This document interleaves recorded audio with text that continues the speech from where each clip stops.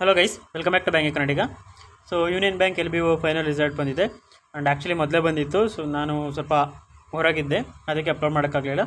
And result ಯಾರ್ಯಾರ್ದು clear ಇಲ್ಲ ಅವರಿಗೆ hope ಕಳ್ಕೊಬೇಡಿ. ನಂದು ಆ್ಯಕ್ಚುಲಿ ರಿಸಲ್ಟು 2025 ಸ್ಟಾರ್ಟ್ ಆದಮೇಲೆ ಜನವರಿ 1ರಲ್ಲಿ ನ್ಯೂ ಇಯರ್ ದಿನವೇ ಫುಲ್ಲು 100% ಶೋರ್ ಆ ಥರ ಇದ್ದಿದ್ದು ರಿಸಲ್ಟೇ ಆಗಲಿಲ್ಲ.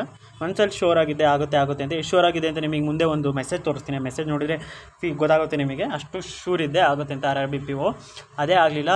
So that was a heartbreak. ಅದಾದಮೇಲೆ ಕಂಟಿನ್ಯೂಸ್ ಆಗಿ IPS PO ಮೇನ್ಸು ಅಥವಾ IPS ಕ್ಲರ್ಕು ಫೈನಲ್ಲು ಅದಾಗದಿದ್ದಾಗ ಸಖತ್ ಬೇಜಾರಾಗಿತ್ತು. ಸೊ ನಿಮಗೆ ಬೇಜಾರಾಗಿರುತ್ತೆ. ಆ್ಯಂಡ್ ಇವತ್ತು ನಾಳೆ ಓದೋಕ್ಕೂ ಆಗೋಲ್ಲ, ಸ್ವಲ್ಪ ರೆಸ್ಟ್ ಮಾಡಿ. ಸಂಡೇವರೆಗೂ ರೆಸ್ಟ್ ಮಾಡಿ. ನಾನು ಓವರ್ ಮೋಟಿವೇಶನ್ನಾಗಿ ಮಾತಾಡೋದು ಅದನ್ನು ಮಾಡೋಕ್ಕೆ ಬರೋಲ್ಲ. ಯಾಕೆಂದರೆ ನನ್ನ ಕ್ಲಿಯರ್ ಆಗಿದ್ದೇ ಇದ್ದಾಗ ನನಗೂ ಆ ಫೀಲ್ ಆಗಿದೆ, ಆ ಪೇಯ್ನ್ ಗೊತ್ತು. ಆ್ಯಂಡ್ ಅದು ಫಸ್ಟ್ ಅಟೆಂಪ್ಟ್ ಕ್ಲಿಯರ್ ಆಗಿಲ್ಲ, ಅದಕ್ಕೆ ಅಷ್ಟು ಪೇಯ್ನ್ ಆಗಿದೆ. ಇನ್ನು 2-3 ಟೈಮ್ಸ್ ಬರ್ದಿರ್ತೀರ. ಸೊ ಒಬ್ಬೊಬ್ರಿಗೆ ಇದೇ ಲಾಸ್ಟ್ ಇರುತ್ತೆ, ಅವರಿಗೆಲ್ಲ ತುಂಬ ಪೇಯ್ನ್ ಆಗಿರುತ್ತೆ. So I don't undermine that. And comes to my result. ಈ ಎಕ್ಸಾಮ್ನು ಕ್ಲಿಯರ್ ಆಗಿದೆ, ಅದಕ್ಕೆ ವಿಡಿಯೋ ಮಾಡೋಕ್ಕೆ ಲೇಟ್ ಆಗಿದ್ದು. ಆ್ಯಂಡ್ ಫೈನಲ್ ಸೆಲೆಕ್ಷನ್ ಲಿಸ್ಟಲ್ಲಿ ನನ್ನ ನೇಮ್ ಇದೆ.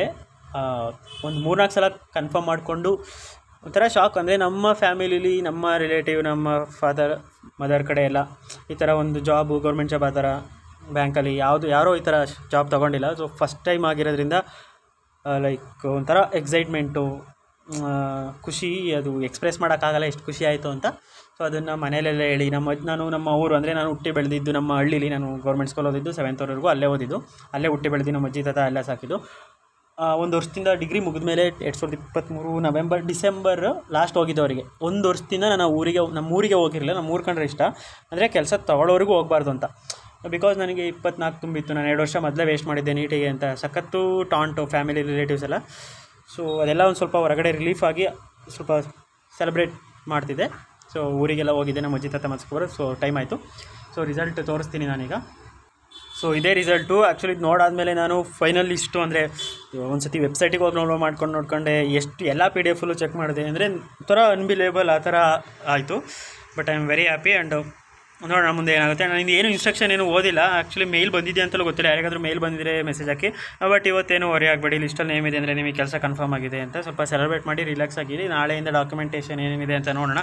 ಇದೇನೇನು ಇದೆ ನಾನೇನು ಓದಿಲ್ಲ ಆ್ಯಕ್ಚುಲಿ, ಆಮೇಲೆ ಓದಬೇಕು. ಆ್ಯಂಡ್ ಮೇಲ್ ಏನಾದ್ರು ಬಂದಿದ್ರೆ ನನಗೆ ಹೇಳಿ. ಮೇಲ್ ಚೆಕ್ ಮಾಡಿಲ್ಲ, ನನಗೆ ಬಂದಿಲ್ಲ ಅನಿಸುತ್ತೆ ಮೇಲು.